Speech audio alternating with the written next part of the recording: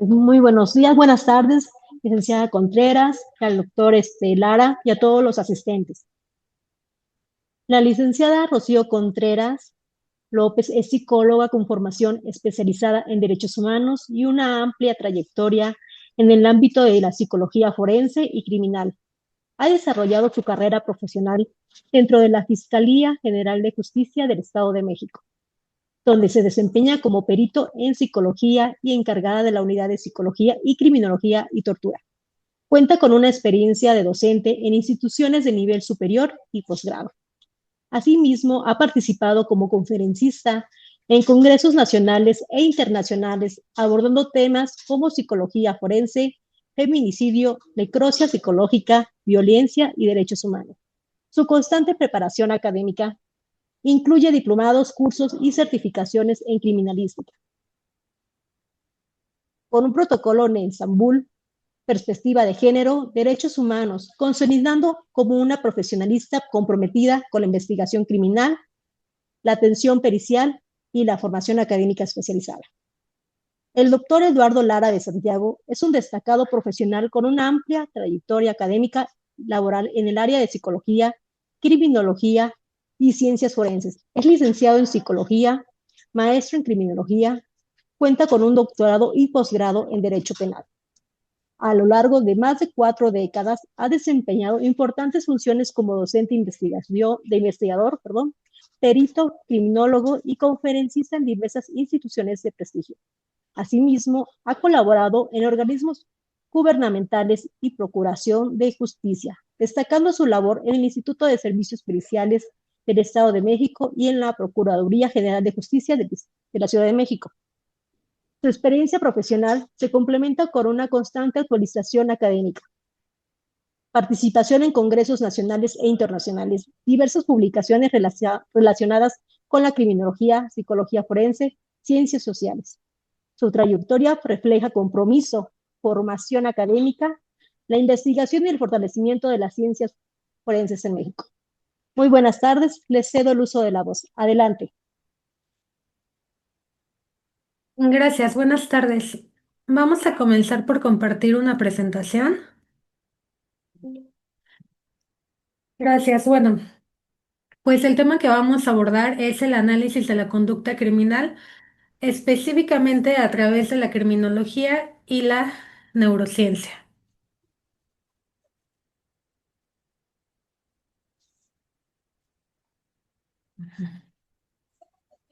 Muy bien, buenas tardes nuevamente a todos y vamos a iniciar con algunos conceptos fundamentales para que nos clarifique un poco más qué pasa, qué sucede o qué labor se desempeña o se lleva a cabo en la criminología y actualmente en conjunto con la neurociencia.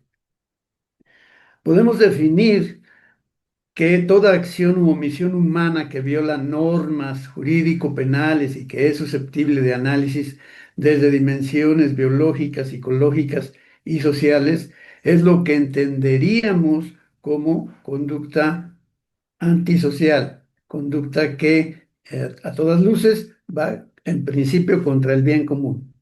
Esta conducta antisocial está compuesta o puede estar inserta en diversas dimensiones. En primer lugar, la dimensión jurídica, que nos habla de la forma en que se tipifica la antijuricidad de la acción y la culpabilidad que puede tener el individuo que transgrede las normas como elementos constitutivos del delito. También está la dimensión psicológica. La dimensión psicológica nos habla de los procesos cognitivos, es decir, del pensamiento y los emocionales de la personalidad que subyacen al comportamiento delictivo. Quiere decir que están inmersos en el comportamiento delictivo, en mayor o menor grado cada uno de estos componentes. Y finalmente tenemos la dimensión social, que está dada como influencia del entorno en donde el sujeto se desarrolla, en donde el sujeto vive, en donde el sujeto interactúa, con grupos de referencia y con estructuras sociales que lo llevan en un momento dado a manifestar la conducta criminal o antisocial y que a su vez El mismo entorno también puede estar condicionando o influyendo con conducta antisocial para la conducta del propio sujeto. Así entonces, podemos hacer una breve revisión de las principales teorías criminológicas. Tenemos la escuela biológica. La escuela biológica que nace con el investigador denominado César Lombroso, ese era su nombre, y que él habla sobre el delincuente nato y las características anatómicas que conforman a los sujetos que delinquen y que a través de ellas pueden ser identificados fácilmente. Esto, desde luego, estamos hablando del siglo XIX, ya algo superado, pero sin embargo son las bases que funcionaron para crear la criminología. También está la genética del comportamiento, en donde tenemos los genes que influyen en la conducta delictiva o criminal, y está, por ejemplo, el gen MAO-A y la agresividad que se manifiesta a través de precisamente ese gen. También está la neurociencia, que son sobre todo los aspectos relacionados con alteraciones del lóbulo prefrontal y el control de impulsos, mismos que nos va a hablar un poquito más adelante la licenciada Rocío. La teoría evolutiva que nos habla de la conducta antisocial como una estrategia adaptativa del individuo para subsistir, para no perecer en el ambiente. Está la escuela psicológica que a partir del psicoanálisis nos señala cómo se da esa lucha entre los impulsos del ello y la debilidad superyoica. La debilidad superyoica que en un momento dado hace que los impulsos se manifiesten abiertamente y que el ello tenga la libertad, valga la expresión, de poder manifestarse sin reservas. La teoría del aprendizaje social también es importante y esta la señala Albert Bandura. Nos habla de cómo se va modelando, se va creando, se va moldeando la conducta de los individuos a través del refuerzo y obviamente de la aceptación por parte del grupo, que en un momento dado hace que la conducta se vaya estableciendo, se imite y se lleve a cabo. La personalidad antisocial y psicopatía está enunciada esta teoría por Robert Hare. Hablar de la psicopatía es algo bastante fuerte y bastante delicado. No todos los sujetos criminales son psicópatas, ni todos los sujetos psicópatas son criminales. Eso lo tenemos muy claro. Pero sí podemos hablar de la personalidad antisocial. Lo antisocial siempre está referido a lo que va en contra del bien común. ¿Y qué es el bien común? El bien que todo mundo puede tener acceso a él y disfrutarlo, obviamente conservando la sana distancia. La cognición criminal, que nos habla de sesgos y distorsiones cognitivas. Eso tiene que ver evidentemente con las neurociencias y nuevamente lo va a retomar la licenciada Rocío. Y la escuela sociológica.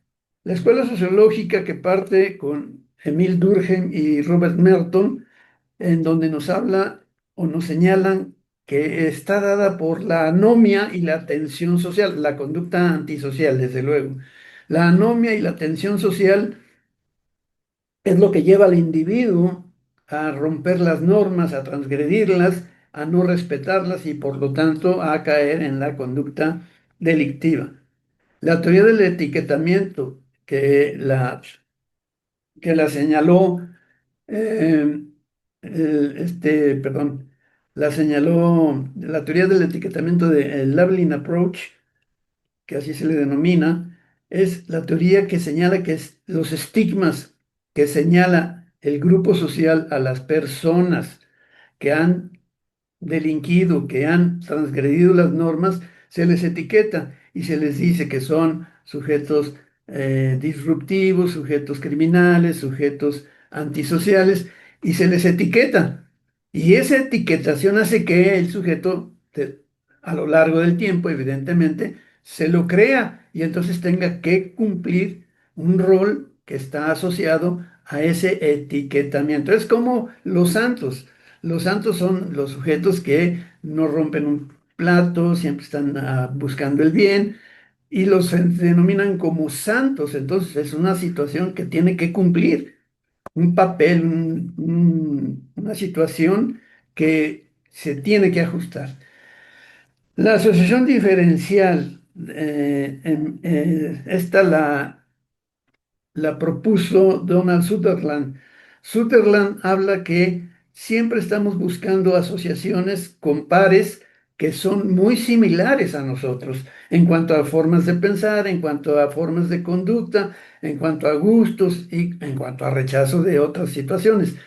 Y esa asociación diferencial en el caso de la criminalidad hace que sujetos criminales, por así denominarlos, se conjunten, se unan con otros sujetos criminales que comparten las mismas bases, los mismos gustos, las mismas situaciones, como es el hecho de las bandas, de las pandillas, etcétera. Y el control social y sus vínculos comunitarios. Esto fue propuesto por Hirschi y nos habla de que es el grupo social quien va modulando o permitiendo o soslayando la conducta antisocial, la conducta criminal, a través del control social, que puede ser un control social muy férreo, muy fuerte o muy laxo en su caso, y evidentemente que debe tener asociación con vínculos de la comunidad. Ahora bien, ¿por qué alguien comete un delito? Gracias. Esta pregunta sería fundamental hacerla y sin embargo la respuesta es muy compleja. Podríamos pensar que la persona de por sí ya es mala, es decir, nació mala o se hizo mala. El entorno es el que está influyendo en que se comporte de cierta manera, quien está atribuyendo, dando ciertas características, validando conductas, etcétera. O es simplemente un impulso que lo lleva a cometer ese delito.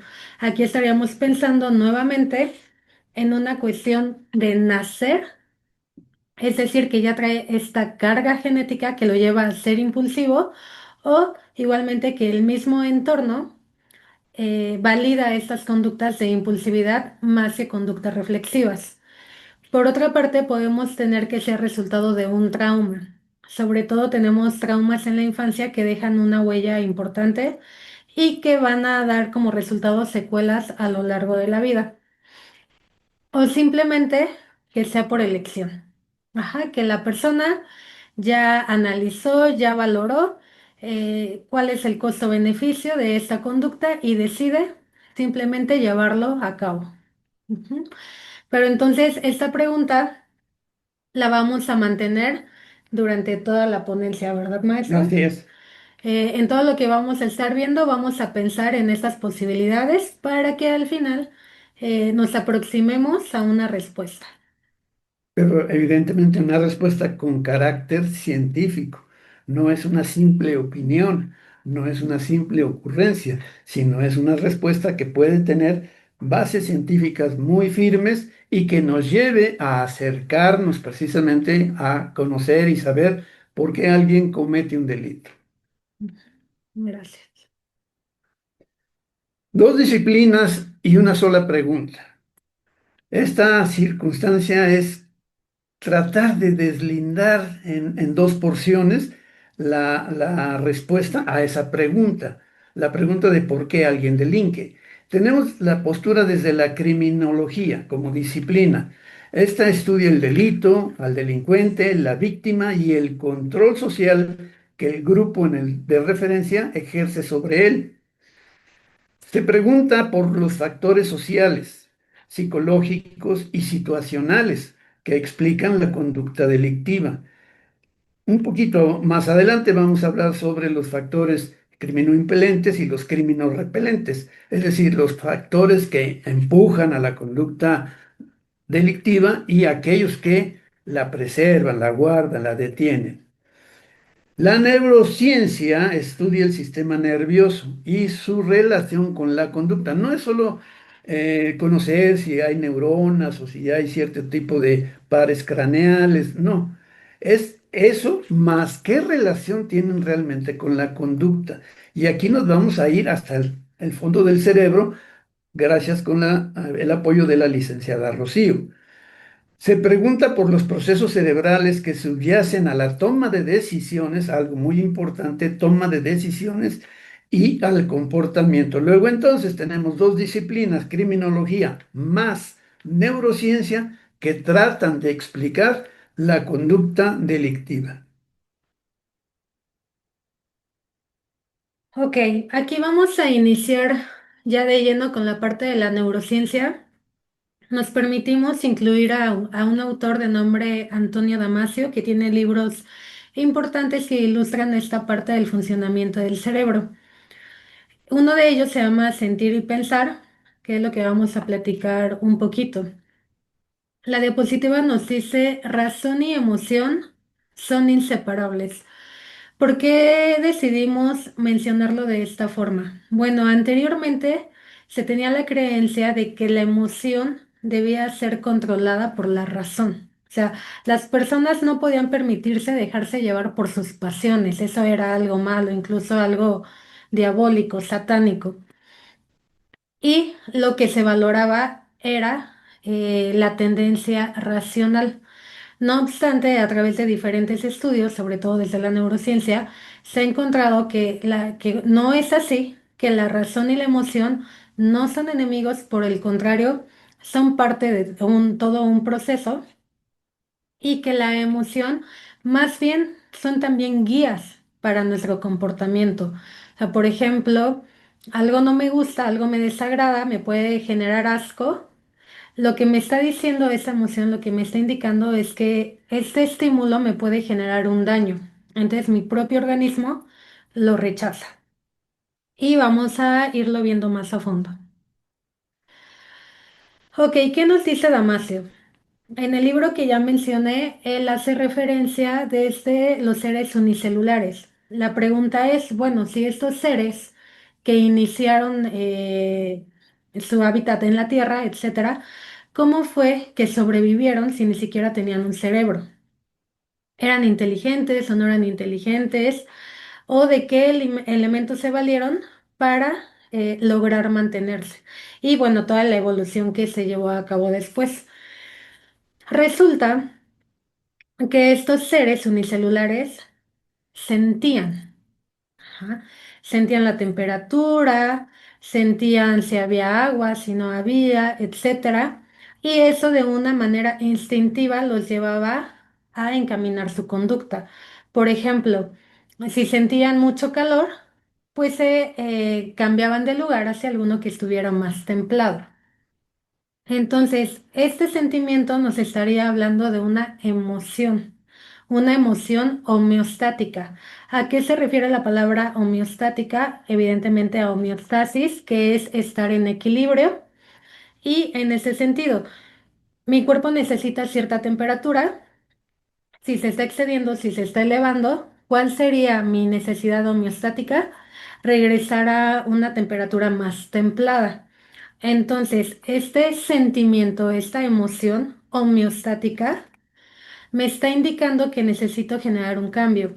Entonces, esta información se lleva hasta esta parte ya actualmente correspondiente del cerebro, da el mensaje para que éste impulse la motivación. ¿Cuál es el objetivo de la motivación? Empujar la conducta. Ajá. Entonces, por ejemplo, si yo empiezo a deshidratarme, voy a sentir sed. De ahí que las emociones vienen de las propias entrañas, vienen del cuerpo. Entonces, tengo esta sensación de sed, se traslada por el cuerpo hasta llegar al hipotálamo, viene esta información y se desencadena la motivación que va a ocasionar que yo vaya y tome agua para regresar a esta cuestión homeostática. Esto en una cuestión muy fisiológica, hablando de necesidades básicas, pero en general la conducta se regula también por estas emociones. Entonces, las emociones no es únicamente el enamorarme de alguien, por ejemplo, ¿no? Sino es a través de todas estas necesidades que va requiriendo mi cuerpo y que voy necesitando para la sobrevivencia. Nosotros, al ser seres sociales, ya muchas cuestiones están preestablecidas, ya están dadas, y lo que tenemos que hacer es adaptarnos a esas normas sociales, como el maestro Lara hablará más a fondo en esta cuestión antisocial. Sin embargo, en esta cuestión evolutiva y biológica, es muy cierto que, por ejemplo, para sobrevivir, algo que me da mayor garantía es la procreación, ¿no? El vivir en grupo, etcétera, etcétera. Entonces, todos estos elementos son los que nos van dando este recorrido y que desencadena finalmente en la conducta. No quiere decir que esto vaya a dar como resultado una persona socialmente adaptada o una persona socialmente inadaptada o antisocial, sino que va a ser todo un conjunto lo que influya para tener finalmente la manifestación de la conducta. Abundando un tanto en este punto, esto del estímulo ambiental, respuesta emocional, marcador somático y decisión de conducta es una cadena que se inicia en el organismo a través de un estímulo que está en el medio ambiente. Entonces, en esa cadena tiene una serie de circunstancias que pueden parecer aberrantes o pueden parecer muy distorsionadas de una realidad. Y lo que hacemos generalmente es señalar y decir, ah, es que el sujeto está loco, es que el sujeto hizo esto por X, Y, Z situaciones. Interpretar, más no, evidentemente, tenemos la capacidad para hacer un análisis adecuado. En el caso de la ciencia forense, sí lo podemos hacer.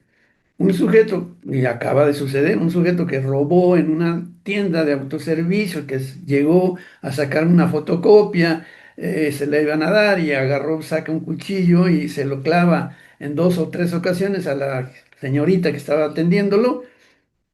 Pero ¿por qué? Dice uno. ¿Por qué hace eso? ¿Está loco? ¿Qué le pasa? No, no es que esté loco. Es una situación que trae evidentemente aparejado toda aquella de una toma de decisiones, porque él llegó con la idea de atracar, de robar, y lo hizo lo de clavarle el puñal por una excitación, un estímulo, una respuesta emocional que ya no pudo controlar y que vamos a ver un poquito adelante, cómo se puede o no se puede controlar ese tipo de situaciones. Ahora bien, hay algunas variables que inciden en la conducta criminal. Hace rato yo señalaba, hay factores de riesgo o elementos que denominamos ya en criminología como los factores criminoimpelentes que llevan a la conducta criminal, y hay factores de protección que en criminología los denominamos factores criminorepelentes que protegen a la conducta o impiden que se realice. Así entonces tenemos los factores de riesgo. El primer factor de riesgo es individual y ese se está referido a la impulsividad. Y la impulsividad puede ser por baja autoestima, por consumo de sustancias, por trastornos de personalidad. Lo que estaba yo comentando hace ratito con el caso del sujeto que llega a robar y apuñala a la chica. Impulsividad. Y a lo mejor hubo por ahí algo que detonó, porque el sujeto a lo mejor padece de autoestima, o porque a lo mejor ya traía una sustancia dentro de su organismo, etcétera. El familiar, los factores de riesgo, el factor familiar, una disfunción familiar, aquellas situaciones en donde el individuo no se adapta, no se acopla totalmente a las reglas o normas sociales socialmente adaptadas y establecidas, pero por el grupo familiar, porque el grupo familiar también es disruptivo, está acostumbrado a mentir, está acostumbrado a no ser responsable, etcétera. Y obviamente muchas veces eso tiene que ver con el maltrato infantil. Y ese maltrato infantil hace que los vínculos afectivos sean inseguros y por lo tanto estamos dando, digamos, abono a la conducta antisocial para que se pueda llegar a presentar, porque es un factor de riesgo. El entorno social también, el factor social. Entonces tenemos entornos de alta criminalidad, pares asociados, pobreza estructural.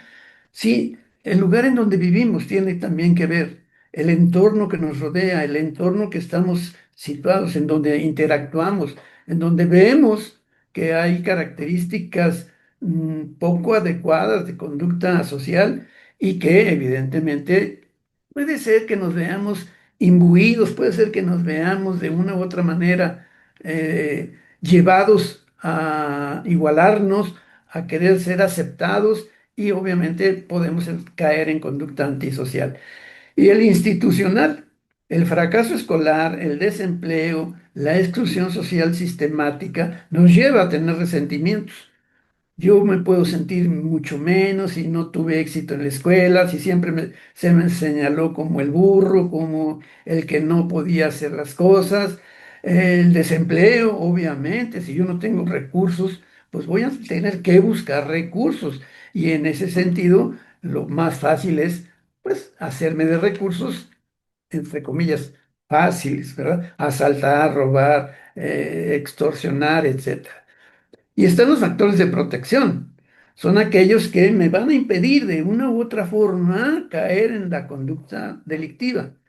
Está la resiliencia, que es la capacidad de adaptación positiva ante adversidades y traumas. Sí, si yo me enfrento a una situación difícil en donde evidentemente tuve una circunstancia adversa y no soy capaz de superarla, de enfrentarme a ese fracaso, no soy capaz, no tengo resiliencia suficiente como para retomar y volverme a enfrentar, pero ya con nuevas experiencias, con una situación de poder tener la capacidad de análisis y obviamente de síntesis. El apoyo familiar, los vínculos afectivos estables, la supervisión parental efectiva, eso va a impedir que yo me salga del círculo social, por lo menos no tan fácilmente. ¿Por qué? Porque estoy unido a un grupo que se llama familia, que me da valores, que me da normas y que evidentemente me apoya. La educación, obviamente, si yo permanezco en la escuela, a pesar de los avatares o de las situaciones que tenga yo en contra, si tengo habilidades cognitivas y socioemocionales desarrolladas a partir de la interacción con los pares y con los profesores, evidentemente mi capacidad de enfrentar las adversidades va a aumentar. Y la comunidad, todo lo que podemos ahora denominar como redes de apoyo social, participación cívica, oportunidades laborales, etcétera. Todo eso hace que se refuerce mi visión macro del lugar en donde yo estoy desempeñándome y obviamente de mis capacidades. Ok, bueno, vamos a regresar un poquito al cerebro y vamos a comenzar con el sistema límbico, que es el cerebro emocional y es una parte muy importante para poder comprender la cuestión criminal. Aquí vamos a comenzar a explicar la amígdala. La amígdala es muy pequeñita, tenemos en realidad dos, una en cada hemisferio, y es como si fuera un botoncito que se activa ante el miedo y la agresión. O sea, reacciona con miedo, es como un botoncito de alerta y puede desencadenar conductas agresivas o conductas de defensa, de huida, etcétera. Esto es nuevamente muy emocional, es muy rápido, muy automático y no pasa por el filtro de la cuestión racional. Ahora bien, también es cierto que con base en la experiencia previa, esta amígdala se puede ir entrenando. Tan es así que en Estados Unidos se entrenan de cierta manera a los soldados para condicionarlo a las respuestas que están a cargo de la amígdala. Aquí me gustaría detenerme un poquito para explicar algunos puntos importantes que tienen que ver con estas distorsiones cognitivas de las que hablaba el doctor Eduardo Lara. Y eh, me va a salir un poco de la neurociencia y me va a pasar un poquito al psicoanálisis para explicar de manera muy breve. ¿Qué sucede en el primer año de vida de un bebé? No hay lenguaje, entonces no hay capacidad para simbolizar lo que está sucediendo. Y esto lleva a que los recuerdos se almacenen, pero en el hipocampo, que ahorita lo vamos a ver. Entonces es un recuerdo emocional, no es un recuerdo racional. Se siente, se vive, pero no se puede explicar. ¿De acuerdo? Entonces, en estos bebés que durante el primer año de vida están expuestos ante circunstancias, por ejemplo, de violencia, adicciones de los papás, abandono, descuido, etcétera, el bebé lo que va a tener es un miedo intenso a morir, un terror a morir, que no lo puede poner en palabras por lo que ya mencioné, pero sí lo siente. Entonces, aquí lo que va a suceder con la amígdala es que ese estado de alerta va a estar aumentado, va a estar, digamos, a la expectativa. En adultos, digo, no es la fórmula mágica de A más B igual a C, pero sí se podría sospechar, por ejemplo, en personas que tienen un diagnóstico de ansiedad generalizada. ¿Por qué? Porque no tienen una ansiedad por algo en específico, no tienen una fobia, ¿no? Hacia las arañas o no pueden enunciar de manera precisa qué es lo que está generando esta ansiedad, sino que simplemente es general, no reconocen a qué se debe. Esto puede ser respuesta ante estas vivencias de edades tempranas y que la amígdala empezó a funcionar de esta forma de hiperactivación. Entonces, esto lo unimos, como había dicho, con el hipocampo, que es la memoria emocional. El hipocampo está relacionado también con, por ejemplo, el trastorno de estrés postraumático o con hechos que son muy impactantes. Estaríamos hablando de víctimas, por ejemplo, de violencia sexual, de tortura, que presenciaron algún homicidio, etcétera, etcétera, que pudieran no recordar de manera específica, racional, la secuencia de los hechos, pero que sí pueden recordar olores, sonidos, color de ciertas prendas, etcétera. Entonces, esta parte del cerebro, como mencionábamos, tiene que ver con toda esta cuestión emocional. No estamos todavía con las funciones ejecutivas superiores, que son esos procesos cognitivos de atención, inteligencia, análisis, síntesis, etcétera. Y el hipotálamo es la estructura que regula las respuestas fisiológicas básicas como hambre, sexo, agresión, temperatura corporal, etcétera. Entonces, por ejemplo, cuando algo es muy impactante, que nos sudan las manos, que se acelera el corazón, tiene que ver con este sistema límbico. Ahora bien, me va a pasar un poco a la parte criminal y retomando la amígdala. Tenemos bajo este supuesto el primer año de vida en el que hubo este terror ante la posibilidad de morir, en el que no hubo un proceso de simbolizar, de entender, de interpretar la realidad de una manera racional. Entonces, ¿qué pasa? Que los estímulos o los sucesos, las emociones, no se les puede poner en palabras. Estoy hablando ya de años más adelante de la vida del sujeto y en consecuencia se actúa. Ajá. De aquí que tengamos este tipo de conductas que pudiéramos pensar no tiene nada que ver o está loco o por qué lo hace, etcétera.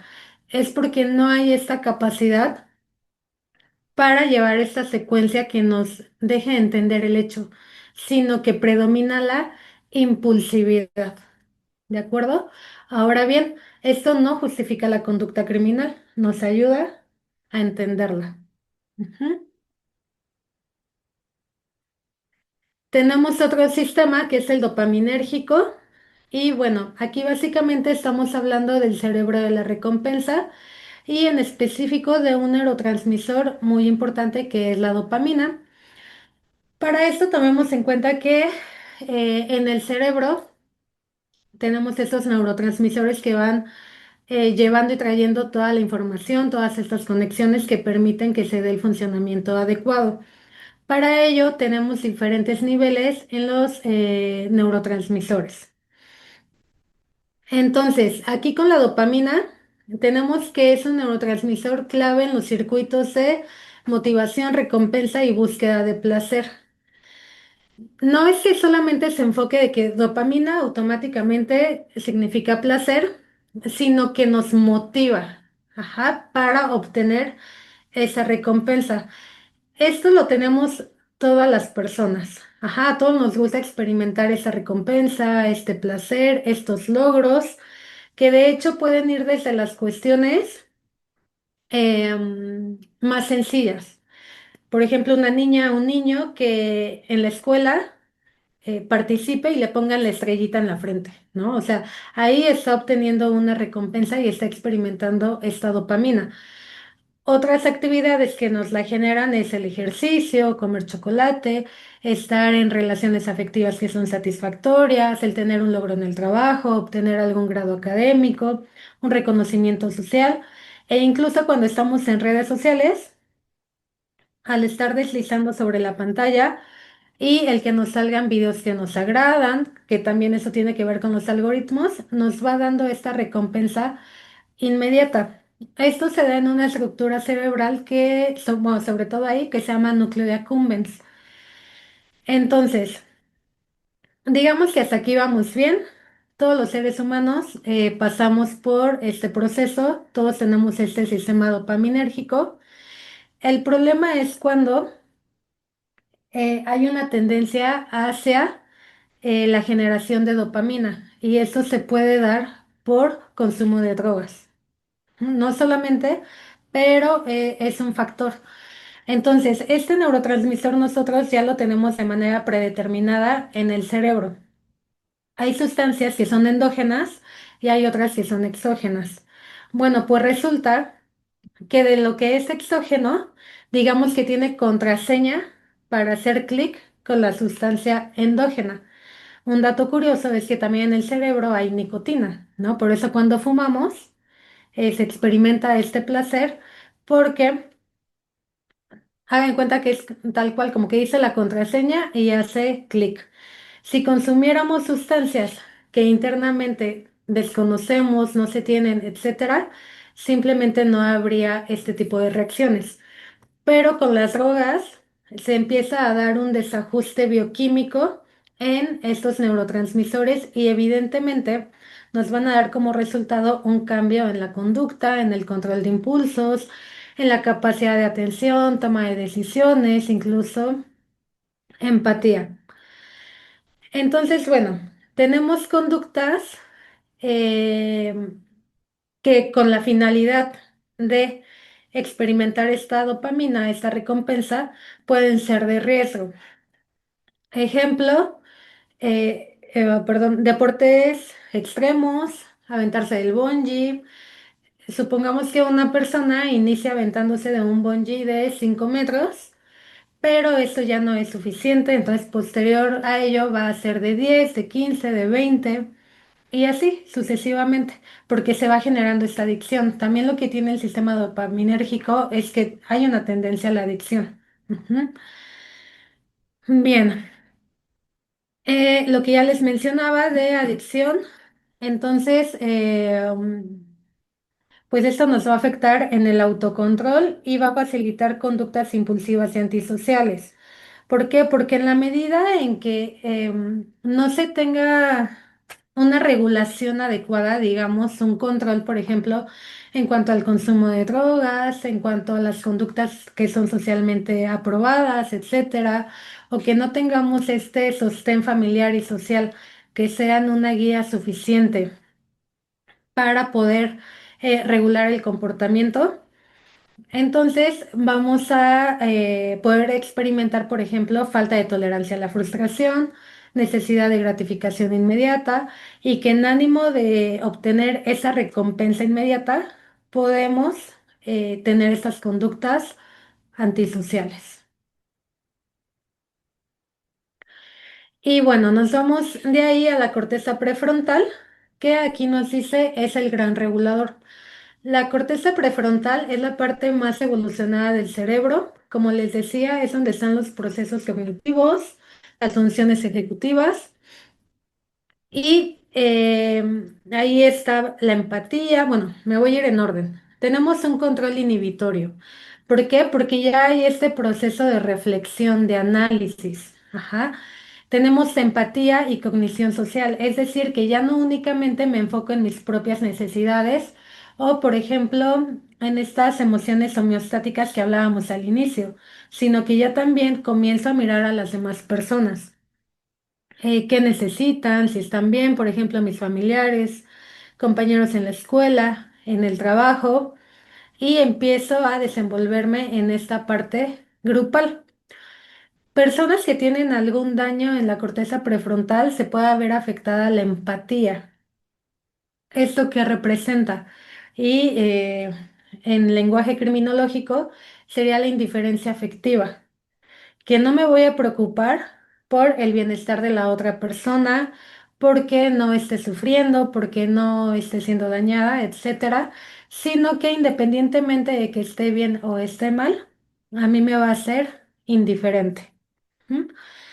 Tenemos también la capacidad de la planificación, o sea, podemos planear, organizar y que a la sazón nos va a llevar a la evaluación de consecuencias. Entonces, el que yo pueda hacer todo este proceso de análisis, de valorar y demás, me va a poder, o me va a dar la posibilidad de prever lo que va a suceder y como estoy dentro de este grupo social, me va a inhibir también en cuanto a la conducta antisocial, porque voy a ser consciente y voy a tener esa posibilidad de adelantarme a las consecuencias que puedo tener. Ajá. Por ejemplo, si yo me robo algo, sé que me pueden descubrir y que voy a tener una sanción penal. Y además de la crítica social, la vergüenza familiar, etcétera, etcétera. Entonces, ¿qué pasa con los sujetos que no tienen temor al castigo? Que es la intemibilidad, ¿no? La Ujú. intemibilidad y que va relacionada con la habilidad social, Y con la habilidad emocional, perdón. los factores de riesgo. Y que eso nos dan factores de riesgo. ¿Por qué? La labilidad social nos tendríamos que regresar hasta acá, al sistema límbico, ya que tiene que ver con la cuestión emocional y con esa inestabilidad en la que puedo pasar de una emoción a otra de manera muy rápida e intensa. Y si aparte de eso no me preocupo por las consecuencias, pues el factor de riesgo se va a elevar. Entonces ahí puedo ir analizando a través de esto que estamos diciendo, que tenemos ahí un tema en el sistema límbico, pero también en la corteza prefrontal, y que una vez que vamos haciendo ese análisis interseccional, pues vamos comprendiendo esta dinámica criminal. Ajá. Entonces nos dice, cuando falla, tenemos una impulsividad sin freno, no hay algo que lo detenga, una incapacidad para evaluar consecuencias, la dificultad para sentir empatía, una planificación deficiente y una conducta de riesgo sin inhibición. Entonces aquí con esas características podemos ya ir imaginando a una persona que comete algún tipo de conducta delictiva.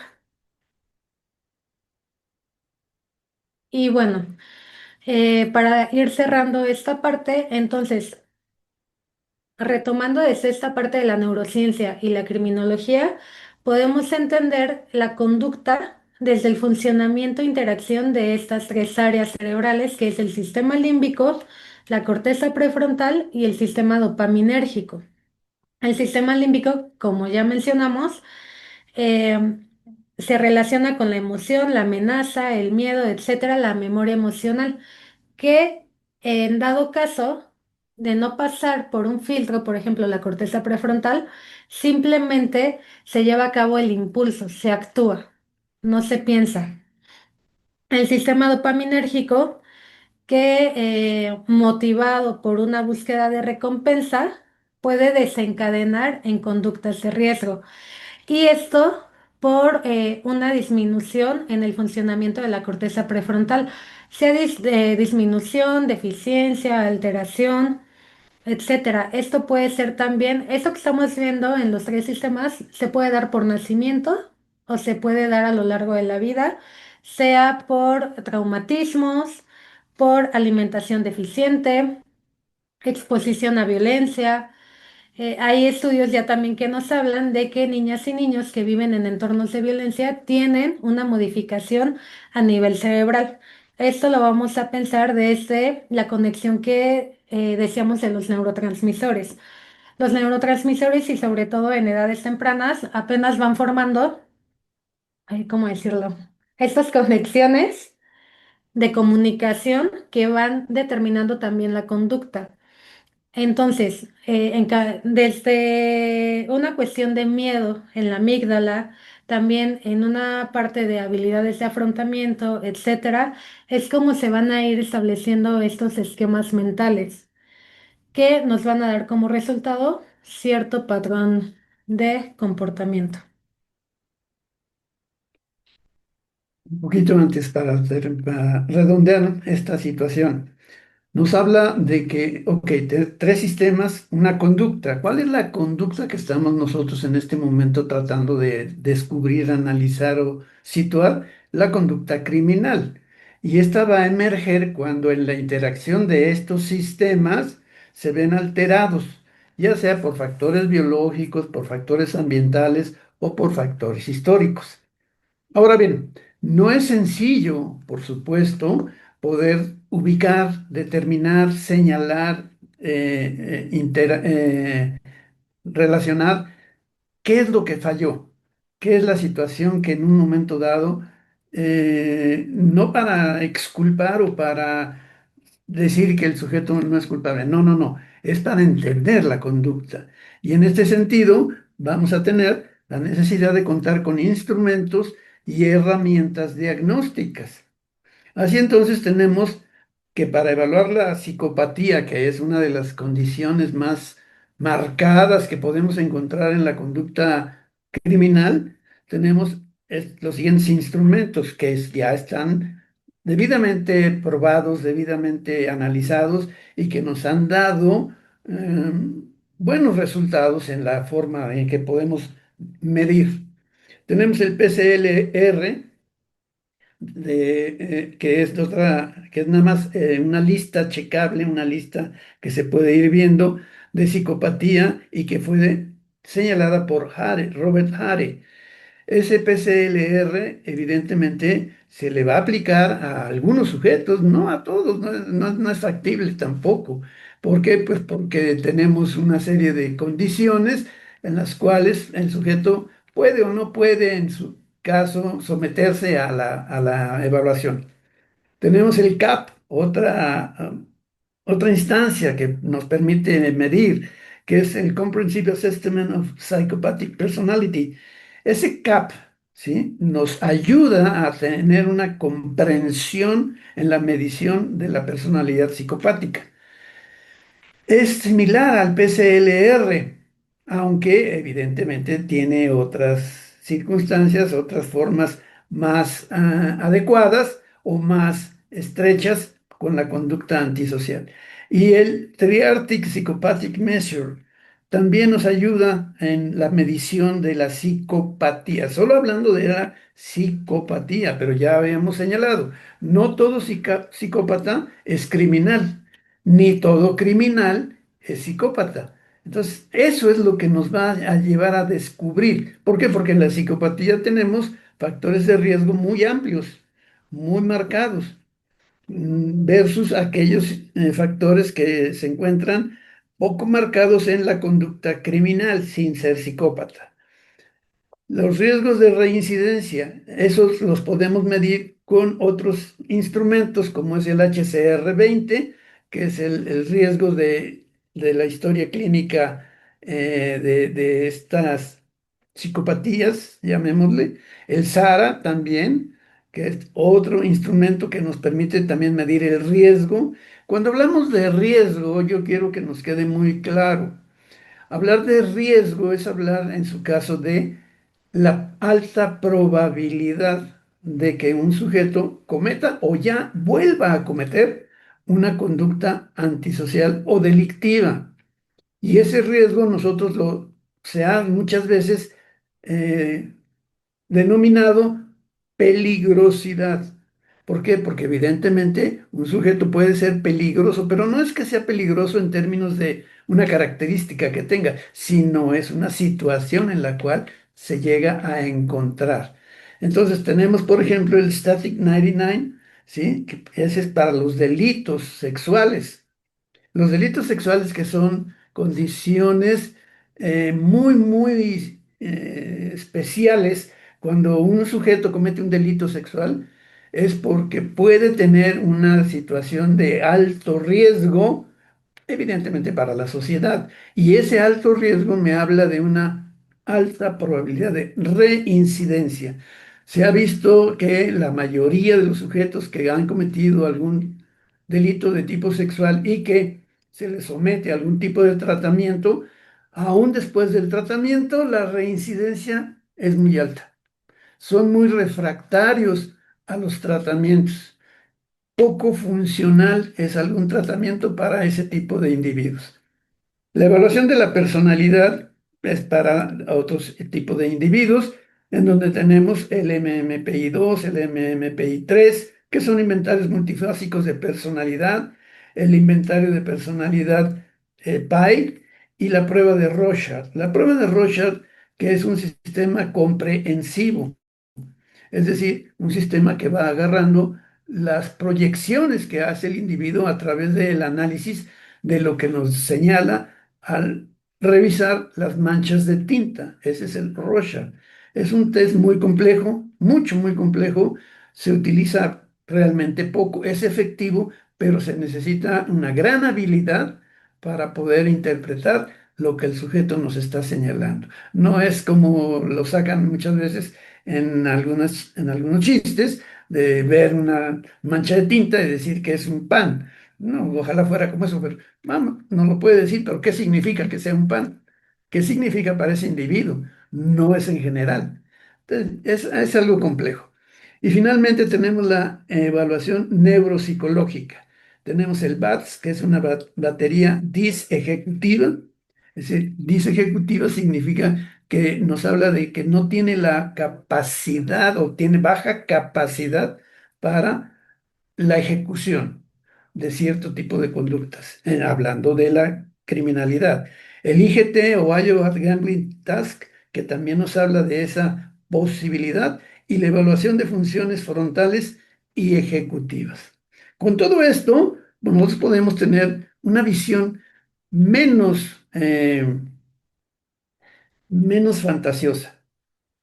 No hay ningún instrumento, antes las llamaban mucho como pruebas psicológicas, pero el simple hecho de hablar de prueba ya es peyorativo.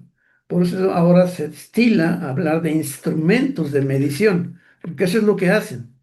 Se mide, no son interpretaciones del gusto del aplicador, sino son interpretaciones que se hacen en función de puntajes y donde hay tablas y donde hay una serie de elementos que nos permiten acercarnos a lo que realmente estamos tratando de medir. Ahora bien, ¿el cerebro determina la conducta criminal? Lo que dice la evidencia, la disfunción prefrontal en perfiles da como consecuencia violencia crónica. Sí, cuando hay disfunción prefrontal, sí, podemos encontrar, según Ryan en el 2013, que hay violencia crónica, es decir, violencia permanente, violencia que va a estar dada desde de la consanguinidad, es decir, ser siempre un sujeto violento, en mayor o menor medida bajo ciertas circunstancias, pero violento. No solo agresivo, entiéndase que hay gran diferencia entre la violencia y la agresividad. La agresividad es una condición necesaria para cualquier tipo de conducta para enfrentarnos a la vida, pero la violencia es una situación que agrede, que está en función de hacer daño al otro. La hiperactivación amigdalina nos da como consecuencia trastornos de conducta, ya nos lo explicaba la licenciada Rocío. Las alteraciones dopaminérgicas en adicción y conducta antisocial es lo que refleja. ¿sí? Si alguien tiene por ahí alguna alteración dopaminérgica, es más fácil que caiga en una adicción y también en una conducta antisocial por esa disfunción. Y la maduración cerebral tardía, es decir, antes de la adolescencia inclusive, nos habla de una impulsividad desmedida, desbordada, que no se refrena, no se detiene a razonar, sino solo a realizar la ejecución. Pero el cerebro no es destino.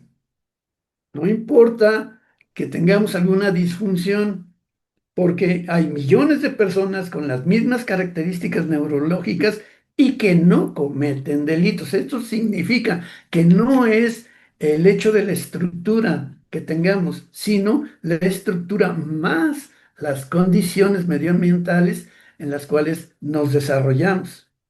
El contexto social, familiar y económico va modulando la expresión de vulnerabilidades de nuestra propia personalidad. El cerebro es plástico, ojo con esta situación, no es que estemos hablando de un plástico realmente, sino estamos hablando de la posibilidad en donde el ambiente puede ir moldeando al cerebro. ¿Sí? Al cerebro no que modifique la estructura, entiéndase, sino va modificando sobre todo las funciones, aquellas circunstancias en las cuales el individuo puede ir controlando su propia conducta. Y el factor de riesgo es diferente del determinismo. Es decir, yo no soy un sujeto peligroso si no es en función de ciertas condiciones a las cuales yo me voy a enfrentar. Se dice que todos somos capaces de cometer un homicidio, sí, bajo ciertas condiciones. Por supuesto, si yo voy a defender a mi hijo, pues claro que puedo llegar a matar, puedo volverme un homicida, pero esa es una condición muy especial. Bueno, pues así exactamente el factor de riesgo no es igual a determinismo. La neurociencia en la práctica criminológica nos da como consecuencia lo siguiente. Podemos actuar en la perfilación criminológica, es decir, identificar patrones neuropsicológicos en el análisis, perdón, en el análisis del delito y en la comprensión de perpetrador. Es decir, yo puedo elaborar un perfil criminológico o puedo elaborar un perfil criminal. Ahí tenemos una gran diferencia. Un perfil criminológico es cuando yo me voy a basar en una serie de indicios, de datos externos que pueden estar en el ambiente, en la escena del hecho, en la escena de intervención o en las mismas características de cómo se llevó a cabo un hecho delictivo. Ese sería un perfil criminológico. Un perfil criminal sería que yo tenga a la vista y que pueda interactuar de alguna manera con un sujeto que yo lo esté evaluando, que lo esté valorando y que diga, ah, pues sí, se mostró muy impulsivo, se mostró demasiado agresivo, etcétera, pero porque lo estoy observando. Entonces, esa es una situación, la perfilación criminológica. La otra es la valoración pericial. El perito, ya sea en psicología, en neuropsicología o en criminología, evalúa el estado mental, la imputabilidad y el daño psíquico. Es decir, el estado en el cual se encuentra el sujeto y se encontró en un momento dado durante el hecho que se analiza. La imputabilidad, si el sujeto estaba plenamente capacitado o no para que se le señale como probable culpable de un hecho y entonces se le imputa, en su caso, el juez lo vinculará a proceso.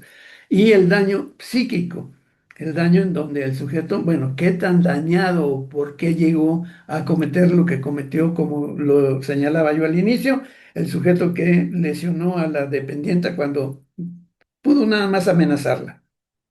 La prevención y rehabilitación son programas que están encaminados a la regulación emocional para reducir la reincidencia. Esto evidentemente con individuos que ya cometieron algún hecho y que están pues en algún penal o en alguna situación de privación de libertad legal y que evidentemente se les debe de llegar a manejar dentro de un tratamiento específico para reducir la posibilidad de reincidencia. Y la política criminal, que en este sentido la evidencia neurocientífica va a informar sobre leyes, sentencias y diseño de sistemas penitenciarios, lo que en un momento dado realiza eh, el secretario de Seguridad, que es el señor García Harfuch, ¿sí? Y que en un momento dado, obviamente no solo él, sino con un equipo, pues desarrolla las políticas criminales que se van a llevar a cabo en ciertas regiones o bajo ciertas condiciones.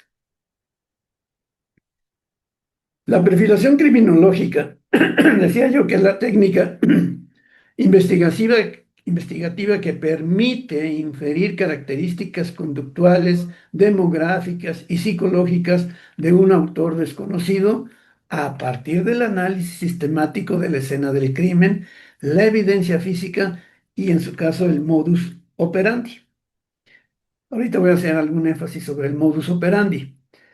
Tenemos 5 pasos para hacer una perfilación criminológica y que nos reditúe beneficios para su elaboración. Tenemos en primer lugar el análisis de la escena. Aquí hay que documentar de manera sistemática toda la recolección de evidencias físicas y digitales y también aquellas que no podemos observar. En otras palabras, es lo que nosotros llegamos a denominar la huella psicológica, que queda impresa en el ambiente. Es invisible, obviamente, para quien no tiene la experiencia de poder reconocer esa huella psicológica. El modus operandi. El modus operandi es una situación que se ha mitificado grandemente, ¿sí? Porque se dice, pues es la forma en la cual un sujeto opera. Sí, un sujeto opera, pero no significa que va a estar operando siempre igual.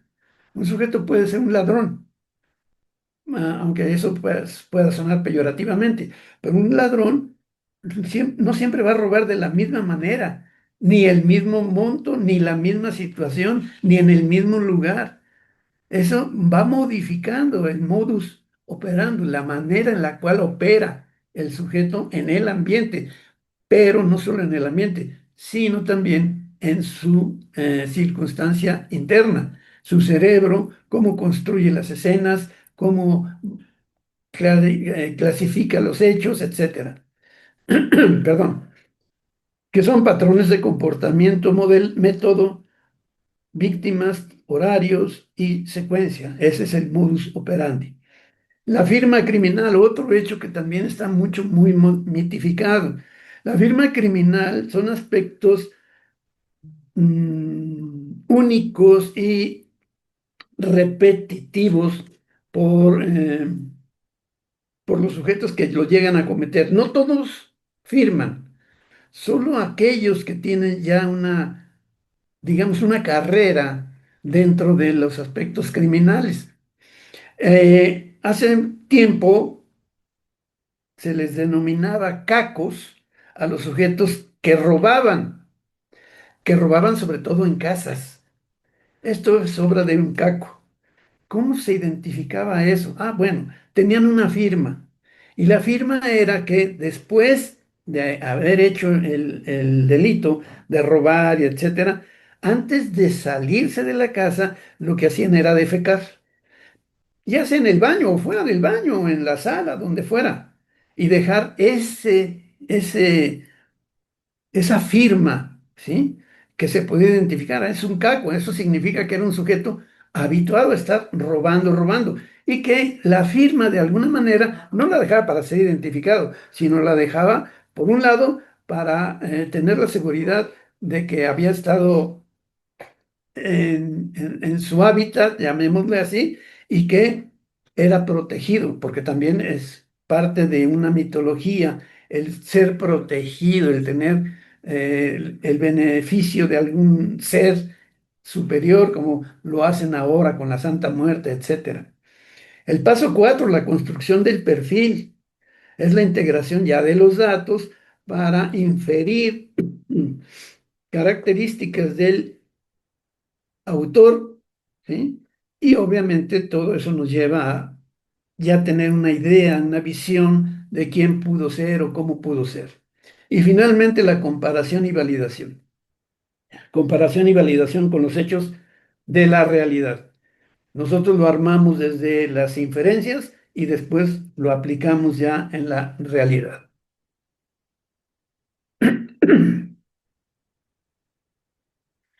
Gracias. Bueno, ¿desde dónde se puede abordar todo este conocimiento? Evidentemente desde la criminología forense, que es una ciencia sintética que se hace llegar de muchas otras ciencias para explicar el fenómeno criminal. Tenemos la psicología forense, que analiza todo este comportamiento del ser humano, evidentemente enfocado hacia la parte criminal. La neuropsicología forense, que nos da todas estas herramientas para entender el funcionamiento del cerebro, sus estructuras, niveles bioquímicos, neurotransmisores, etcétera, y que esto nos da una comprensión de la conducta. La investigación académica, que es sumamente importante el estar generando conocimiento nuevo, como bien lo mencionaba el doctor Eduardo Lara, desde un rigor científico, no con una opinión personal, no con el juicio, el prejuicio de lo que yo creo, de lo que yo valoro, sino con estándares y con metodologías que realmente garanticen un resultado científico. Y todo esto se puede aterrizar en la política pública, específicamente en la política criminal. Es decir, a través de todo ese conocimiento, de toda esa experiencia, análisis, ¿qué vamos a hacer? ¿Qué programas de prevención podemos implementar para reducir el delito? Para ello no basta hacerlo desde un escritorio con base únicamente en números, en estadísticas, sino que hay que irnos hacia el plano fáctico. ¿Qué está sucediendo en ese fenómeno social? ¿Cómo se van dando estas interacciones humanas? Esta cuestión neuropsicológica. Me va a permitir también agregar antropología social, sociología, etcétera, que nos van a aportar toda esta explicación de lo que está sucediendo y que con base en ello podamos implementar estas medidas que nos ayuden a la disminución del delito. Si se dan cuenta, también por zonas es que hay mayor cantidad de un delito en específico, por ejemplo. ¿No? En cierto lugar se da mucho el feminicidio, en otro el abuso sexual infantil, en otra zona la violencia familiar, etcétera, ¿no? Obviamente no es exclusivo un delito de un lugar, ¿no? Pero en ciertos lugares se caracteriza por la comisión de delitos en particular. Entonces, todo esto hay que irlo analizando para poder implementar estos programas de prevención. Y bueno, ¿qué licenciaturas se enfocan en esto? Como ya se mencionó, la criminología, psicología, medicina, derecho, trabajo social, antropología, etcétera. Y posgrados especializados tenemos psicología forense, neurociencias, criminología, victimología. No sé si quiere agregar alguno más. No, pues todos los que en un momento dado se enfoquen o tengan preferencia por el análisis criminal, por tratar de entender esa conducta que desde tiempos ancestrales, inmemoriales, siempre se ha tenido la curiosidad por saber qué pasa con un sujeto que comete un delito, por qué lo comete. Bueno, esa es una forma en la cual nosotros podemos acercarnos, evidentemente, ya en la actualidad, anteriormente se le achacaba casi todo a la locura o al demonio, ¿sí? En la actualidad, pues obviamente ya no tanto, todavía por ahí se hace, pero ya más que nada nos acercamos desde el punto de vista científico. Ujú. Algunos principios que guían la práctica criminológica, y esto es muy, muy importante. Tenemos la objetividad científica. El criminólogo debe fundamentar sus conclusiones en evidencia empírica verificable, evitando prejuicios ideológicos, raciales o de género. Sí, no es posible todavía estar pensando en que porque a mí no me gusta algo, eso es válido. Pues es válido para mí, pero nada más, pero no puedo yo extrapolarlo ni marcarlo como algo que tiene que darle explicación hacia el exterior. Un punto muy, muy delicado es la confidencialidad. hay que ver que los datos que son sensibles y que nosotros manejamos, víctimas o imputaciones, conforme al marco normativo de protección de datos personales, estén bien cuidados. No se puede andar propalando, ni diciendo, ni señalando que se hizo, que se intervino, que estuvo con o que conoció a fulano o mengano. No, son datos sensibles y ahí tenemos que procurar sobre todo el respeto a los derechos humanos, como nos lo ha señalado la licenciada Rocío, porque los derechos humanos prevalecen para los sujetos víctimas, para los sujetos imputables y para todos los sujetos que están interviniendo en la cuestión, Investigación. en la investigación criminal. La imparcialidad. No podemos pensar que nosotros vamos a ser los que liberen al mundo del delito. No, eso sería bastante fantasioso. Tenemos que ser imparciales. No podemos estar haciendo culpables a quienes nosotros investigamos, nada más porque pues no nos gusta, porque, como decía Lombroso, los veíamos muy feos o porque son muy pobres o porque no. Hay que ser imparciales. Tampoco las víctimas vamos a estarlas victimizando cada vez más y revictimizando en muchos de los casos. Ay, pobrecita, ay, pobrecito, ay, esto, ay, lo... No, no, no, no, no. Imparcialidad, no estigmatización. No hay por qué señalar, ¿sí? Algún determinismo de tipo biológico o social. La conducta criminal no define la identidad del sujeto ni predetermina su futuro. Es decir, no porque un sujeto haya cometido un hecho antisocial, que la mayoría de nosotros lo hemos cometido desde la imprudencia, la falta de cuidado, ¿sí? Por ejemplo, el hecho de propositivamente arrancar la hoja de un árbol. Ah, pues ya con eso es antisocial. ¿Por qué? Porque estamos atentando contra el bien común. ¿Sí? No es un delito, todavía no, pero el día de mañana a lo mejor se convierte en delito. Bueno, ya hay delitos ambientales, de hecho, y que nos pueden llevar a esa condición. Pero no por eso nos vamos a poner un estigma que diga delincuente ambiental. No, no tiene sentido. La competencia profesional. Tenemos que tener una formación continua, constante, un dominio de la metodología validada y un reconocimiento de los límites de nuestro propio saber. No nos sentamos dioses o que tenemos el conocimiento absoluto. No, hay que estar preparándonos constante y continuamente. Y la responsabilidad social. Un compromiso con la justicia, pero con la justicia, ¿ok? La justicia, en teoría, sabemos que debe ser imparcial. No está ni a favor ni en contra de nadie. Simple y sencillamente está a favor de que todo se ajuste a lo que en un momento dado se puede dar, por un lado, protección de derechos humanos y por el otro, el castigo que pueda recibir una persona por un hecho que cometió. Bueno, ¿y aquí concluimos? La conducta criminal es multicausal, es decir, que no existe una sola explicación que sea suficiente, es interseccional, como ya lo vimos, y la criminología integra biología, psicología y sociología para un análisis comprensivo. La evaluación del riesgo debe ser rigurosa, científica e individualizada. Es decir, no podemos generalizar que si un sujeto vivió violencia durante la niñez y después cometió un delito en la edad adulta, implica que todos los sujetos que vivieron violencia durante la niñez en la edad adulta van a ser delincuentes. Tiene que ser una evaluación individual, particular y abocarnos a las características y situaciones de cada persona. Y bueno, el criminólogo tiene una responsabilidad ética y social ineludible en su práctica profesional. Aquí únicamente, doctor, entonces el delincuente nace o se hace.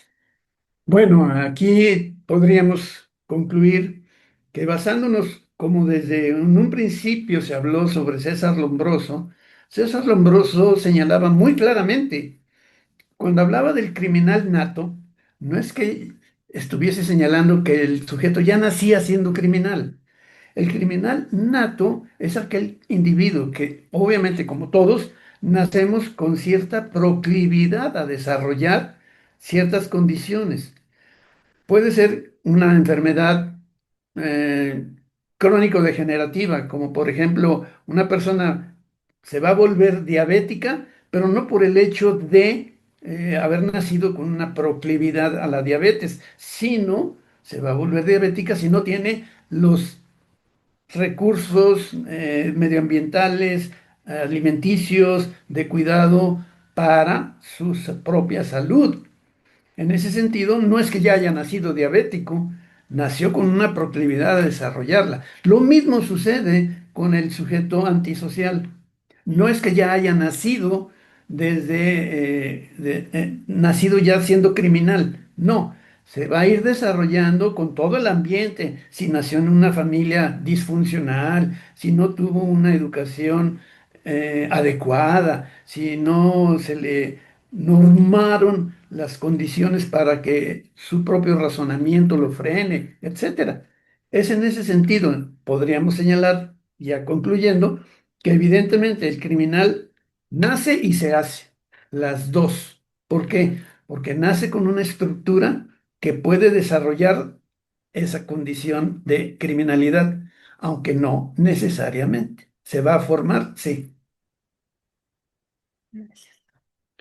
Por lo tanto, esta frase ilustra todo lo que hemos estado tratando de transmitirles claramente. Comprender el cerebro no es excusar el delito. Es decir, no es darle una situación de, ay, bueno, pobrecito, cometió este delito pues no es su culpa, es el del cerebro. No, no es el cerebro, ¿sí?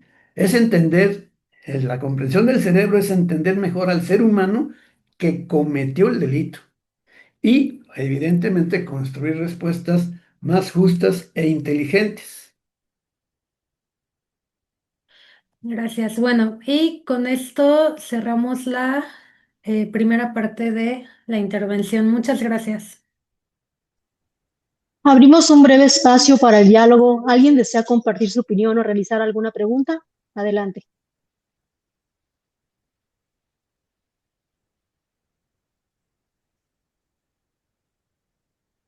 No, pues no, creo que no. Agradecemos en nombre del Centro de Estudios Avanzados de las Américas la brillante exposición de la licenciada Rocío Contreras López y del doctor Eduardo Lara de Santiago. Gracias por compartir su experiencia y enriquecer esto de la criminología, la neurociencia. A toda nuestra audiencia, muchas gracias por tu participación y nos invitamos a seguirnos en nuestras redes sociales para mantenerse informados sobre los siguientes webinars que estaremos ofreciendo y también para que ustedes puedan ver las fechas de inicio y cierre de cuatrimestre. Abrimos tres periodos, que es enero, mayo y septiembre. Tenemos una gama de carreras, licenciaturas, maestrías y doctorados. Y nos despedimos con esta reflexión. El cerebro es el escenario donde decide, pero la sociedad es el guión que muchas veces nos inspira. Muy buenas tardes a todos y muchas gracias.